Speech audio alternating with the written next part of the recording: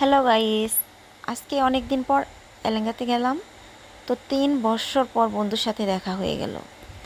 তো বন্ধু এক রেস্টুরেন্টে নিয়ে গেল, মনোরম পরিবেশ, অনেক ভালো লাগছিল। বিশেষ করে আমার বাবুটা অনেক হ্যাপি ছিল। তো যাই হোক, সব মিলিয়ে মনে হলো সেই কলেজ লাইফে ফিরে গিয়েছি। আমরা সবাই মিলে দেখতেই পাচ্ছেন খাচ্ছি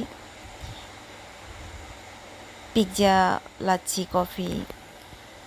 তো যাই হোক, আমার বন্ধু শাকিল ও বিদেশ চলে যাচ্ছে। সবাই ওর জন্য দোয়া করবেন।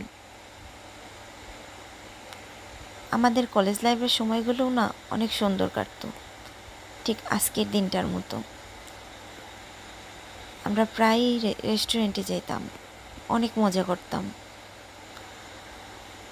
তো আমার মনে হচ্ছিল যে সেই কলেজ লাইফ আবার ফিরে এসেছে। আমার বাবুটা অনেক হ্যাপি ছিল, আপনারা দেখতেই পাচ্ছেন। আপনারা দেখেন কি মনোরম পরিবেশ।